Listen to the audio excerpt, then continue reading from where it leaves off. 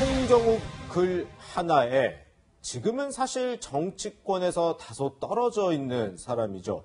홍정욱 전 의원이 SNS에 글을 하나 남겼는데 이 글을 두고 지금 여러 해석들이 나오고 있습니다. 내용을 보면 그간 즐거웠습니다. 이런 얘기인데 전재현 변호사님. 정말 다양한 해석이 나왔는데 어떤 해석을 하실 수 있겠어요? 제가 앵커님한테 그간 즐거웠습니다 한 얘기는 네.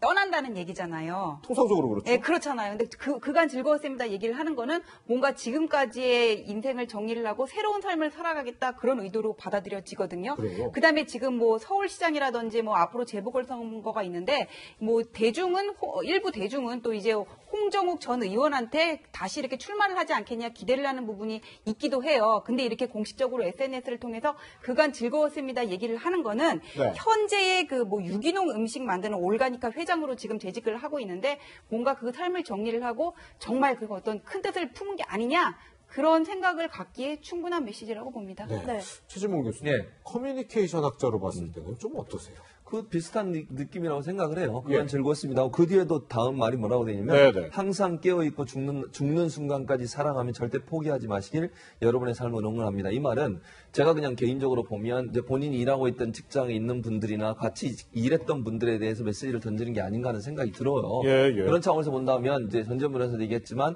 새로운 어떤 다른 길을 개척하겠다 이런 의도로도 들리거든요. 네. 그 말은 지금 현재 일하고 있는 부분들을 좀 정리를 하고 네네. 정치권으로 들어오지 않겠나 하는 해석을 불러일으키기에 충분한 발언으로 생각이 됩니다. 물론 저 발언 자체를 우리가 이렇게 정책으로 해석을 하지만 나중에 어떻게 결과가 나올지는 몰라요. 그렇죠. 예. 그럼에도 불구하고 홍정욱 의원이 그동안 지금까지 계속 미래통합당의 어떤 서울시장 후보라든지 아니면 대선 후보나 이런 부분에 있어서 이름이 오르락내리락 했던 분이거든요. 선거 때마다 그렇죠. 그러다 보니까 더더욱 또 이런 상황에서 이런 어떤 정치적 상황에서 본인이 저런 메시지를 공식적으로 SNS에 올리는 것도 또 다른 의도가 있을 수 있다. 즉 본인의 어떤 메시지를 던지는 방식의 차이인 것이지 의도는 분명하게 전달하려는 생각이 있지 않았을까 이렇게 해석이 됩니다. 네, 홍정욱 회장의 SNS 발언을 두고 여러 가지 해석이 나오고 있는 가운데 새로운 삶을 암시한다 이런 해석을 지금 해주셨는데요. 도대체 어떤 인물이길래 어떤 새로운 삶을 살겠다는 건지 어떤 인물인지 좀 짚어주시죠. 홍정욱 의원 하면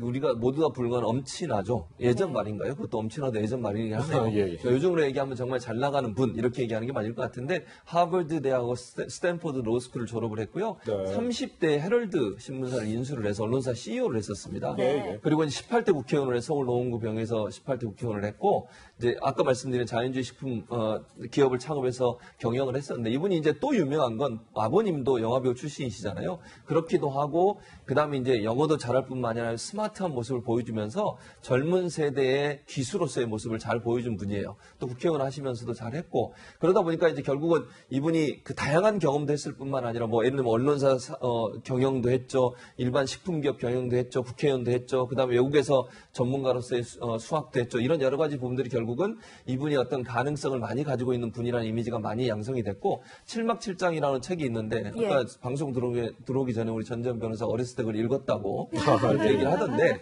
젊었을 때 정말 많은 사람들한테 희망과 꿈을 줬던 책이에요. 그 책이. 본인이 정계에 들어오기 전에 쓴 책이거든요. 근데 그 책에는 정말 본인이 어떻게 미국 가서 생활을 했고 어떻게 성공을 했는지 하는 부분들을 쭉 적어놨기 때문에 희망과 꿈을 주는 그런 메시지를 던지는 어떤 사람 이런 이미지가 있는 거죠. 네. 네.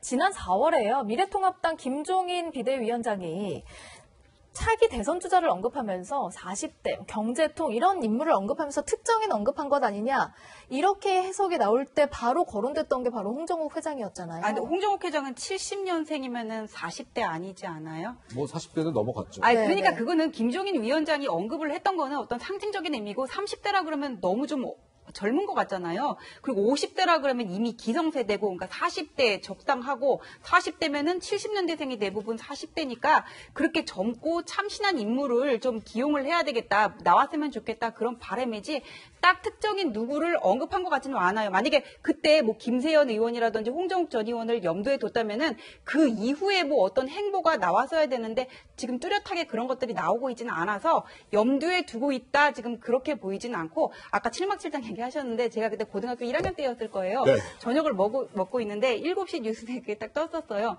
하버드 대학 수석 졸업 뭐 누구 이러고. 근데 하버드대 하면은 정말 대단한 학교라고 그때만 해도 유학생들 별로 없으니까 인식이 됐었는데 거기다 수석 졸업했으니까 또 그다음에 책 나왔으니까 얼른 사봐야지 막 그랬는데 그 책을 읽고 나서 많은 이제 중고생들이 공부를 열심히 해야 되겠다. 뭐 30분이긴 했지만 의지에 불탔었죠. 네. 물론 이렇게 홍정욱 전 의원 선거 때만 되면 이 보수 진영의 유력한 후보로 거론이 되곤 하는데 문제는 이 홍 전 의원 사실 최근에 좀 딸 논란이 있었잖아요. 네, 그 이제 노블리스 오블리주가 요구가 되는 지금 그런 사회로 지금 계속 바뀌고 있는데 공정이라든지 정의의 가치가 중요시 평가되잖아요. 그런데 네.